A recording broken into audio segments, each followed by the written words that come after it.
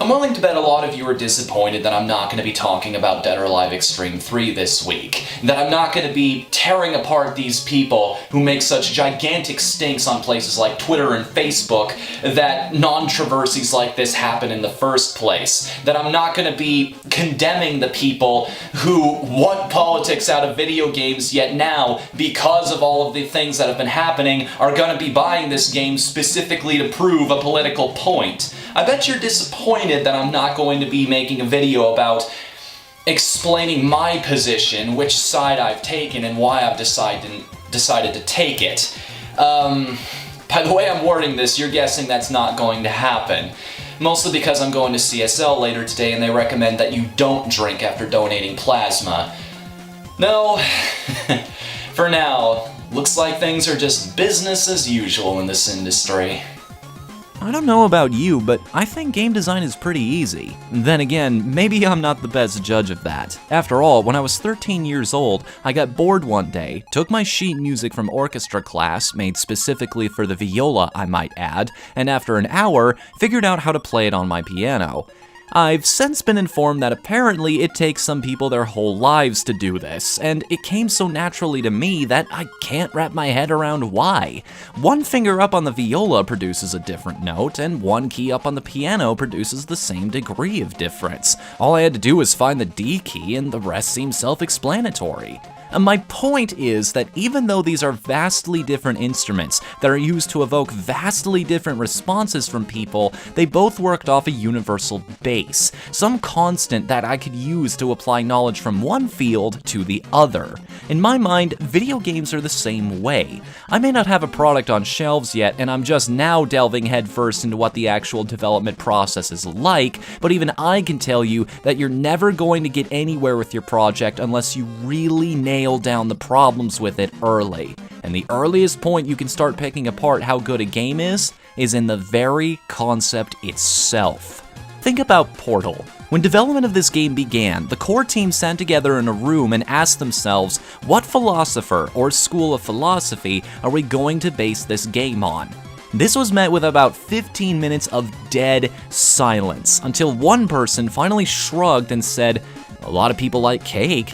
Just like that, team, it's worth asking yourself right from the get-go, what kind of game do I want to make? What do I want my work to inspire in people? Do I want it to be hectic action or a more methodical experience? Do I want to give people a fun escape to another world or a thought-provoking journey within? Or maybe something in between? And here's the real question, is everything else that comes after this question, from the art to the music, and especially the way the game plays, all in service of my answer?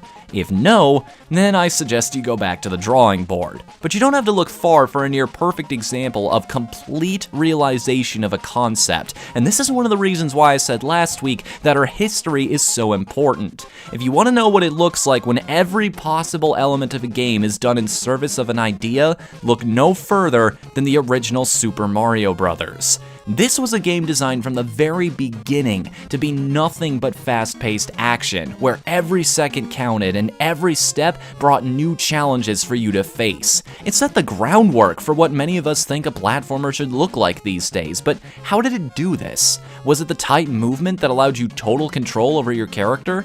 Was it how Mario built up momentum as he ran, rewarding quick reactions with higher scores and an even more exhilarating experience? Was it the cleverly hidden shortcuts that allowed the observant and explorative types even faster times through the level? Or was it the timer that encouraged you to ignore all that and just keep going no matter what? Was it the colorful main character and the wacky world he inhabited? Was it the incredibly upbeat music and the wonderfully distinct sound effects? Or was it the simple story that didn't get in the way of you enjoying any of it? Yes, it was all of that, and so much more that it's worth your time to try and analyze the game yourself to figure out. But how do you apply this process to a completely new idea? Well, at the moment, I want to make a shoot-'em-up game. When I think of that genre, I think of space. And when I think of space, I think of sci-fi. Things like aliens, time travel, and crazy futuristic weapons. But hang on, what kind of shmup would fit these elements best? There are a ton of different ones out there, from top-down to side-scrolling, 3D, and even the simple Space Invaders shooting gallery style. Well, thanks to the concept of time travel, I don't have to choose. What if every time you beat the alien commander, he flung you forward in time, Samurai Jack style, to a point in history where his army was more capable of taking care of you? We could start this with the simple mechanics of the Atari era, move up to 8-bit where music and power-ups would be introduced, then 16-bit, which would let you swap between different weapons on the fly thanks to the added functionality of the L and R buttons. And who knows what else would happen past that? I'd want to play that game. So much so that I'm working on building it right now. We all want to make something great, to create something that stands head and shoulders above anything else in our field. But for your own sake, before you focus on touching the sky, make sure you've got a really solid foundation. Also, I've got an interesting little note to bring up. This video and the next countdown I produce might actually be the last videos on this channel that I edited myself. Yes, after all this time, after so many weeks where I've fallen behind schedule and not delivered on the content I've promised, so many weeks of ending off countdowns by saying I put out one of these every single weekend, except they don't come out every single weekend.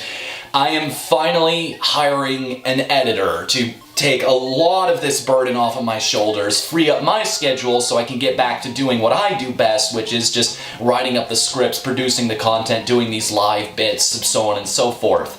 So, while things may slow down a little bit initially, we are going to see a massive upturn to make up for it from that point forward. So, hey, I thank all of you who have stood with me all this time, who have been patient with me for all this time, going back to what I said last week, and yeah, I'm gonna keep my promise. Things are only gonna go up from here, so look forward to that.